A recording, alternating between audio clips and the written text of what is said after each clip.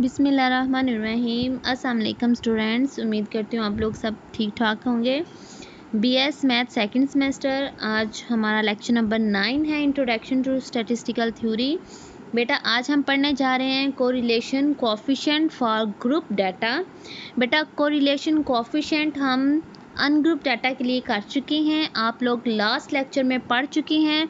आप लोगों को मैं कहूँगी कि एक दफ़ा आप लेक्चर जो है ना रिवाइज़ कर लें कोरिलेशन कोएफिशिएंट वाला, क्योंकि कोरिलेशन कोएफिशिएंट अगर आपको आ गया करना तो correlation coefficient for group data find करना आपके लिए इजी होगा। Correlation coefficient for group data in a simple frequency table. The data are arranged with respect to one variable only.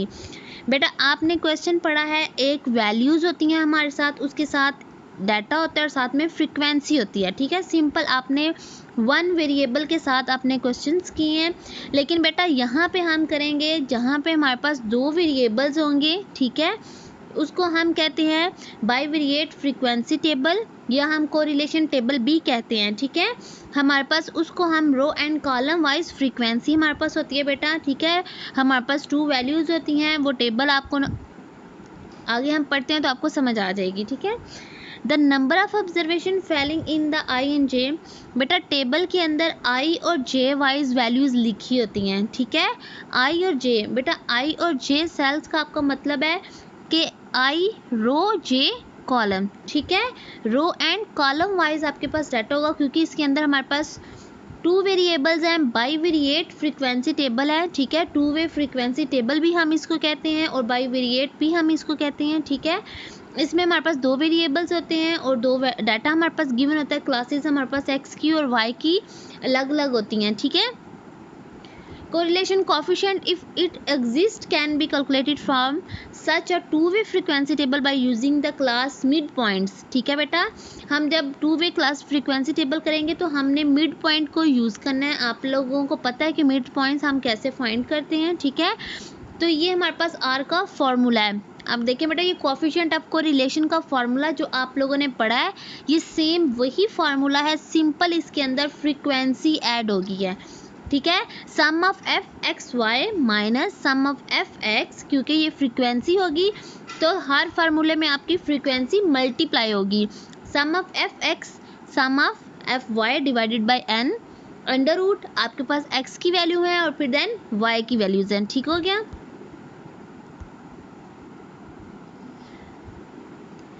बेटा ये आपके पास एग्जाम्पल सामने नज़र आ रही है।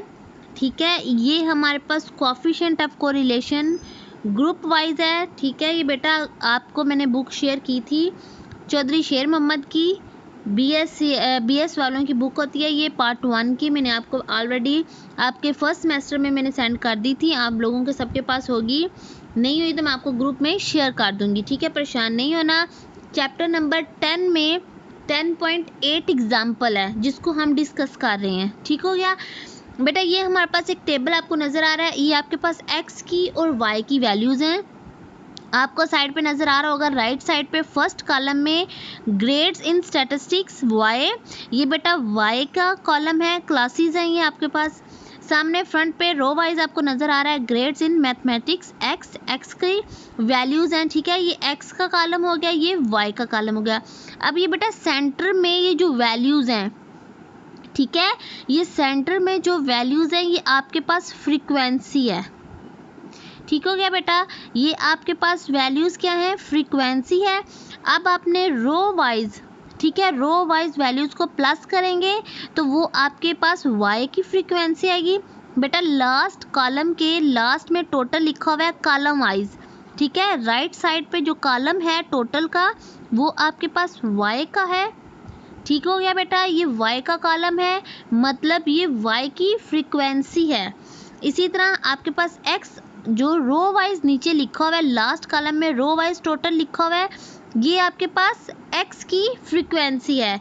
ये कैसे फ्रीक्वेंसी बेटा, ये है कॉलम वाइज को उन्होंने प्लस कर लिया, रो वाइज को रो वाइज उन्होंने प्लस कर लिया। अब कॉलम वाइज देखें, जो कॉलम है कॉलम में 10 लिखा है तो 2 + 4 + 4 10 हो गया।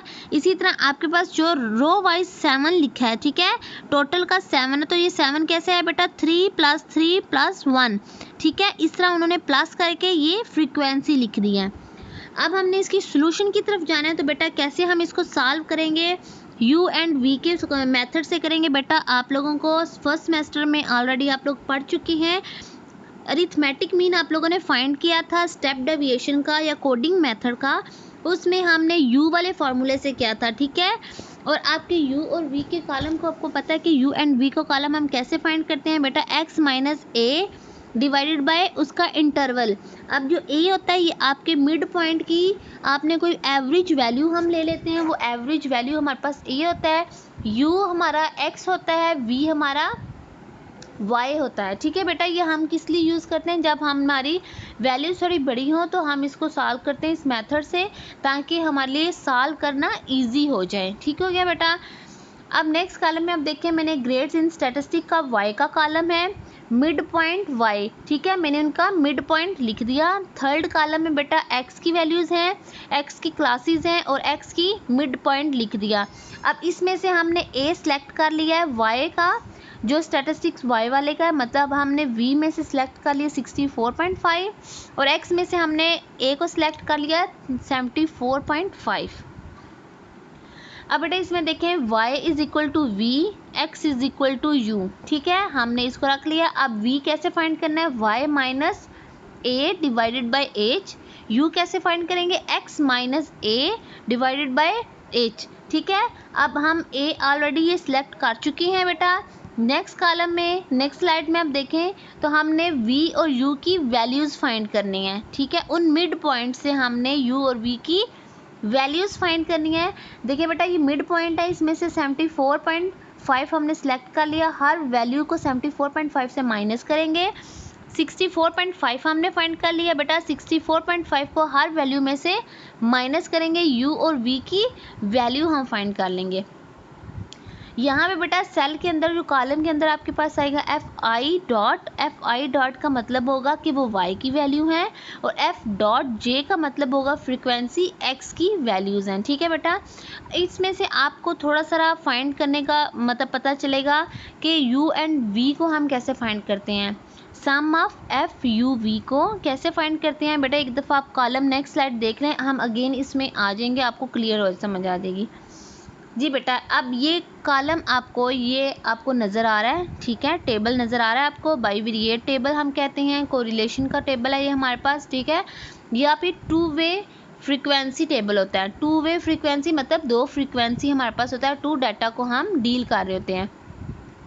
सबसे पहले ऊपर देखिए बेटा xj लिखा है, आपके पास x की मिड वैल्यू लिखी है, साथ में y की वैल्यू है कॉलम वाइज, तो ये y की मिड वैल्यू है।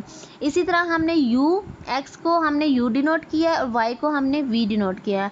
लास्ट कॉलम में हम फाइंड कर चुके हैं u और v, ठीक है। अब हमने इस कॉलम में पुट कर दिए हैं u की वैल्यू और v की वैल्यू, ठीक हो गया बेटा। बाकी जो सेंटर में वैल्यूज़ थी वो एज इट इज़ जो आपके क्वेश्चन के अंदर वैल्यूज़ थी ये वही वैल्यूज़ आ गई हैं, ठीक है।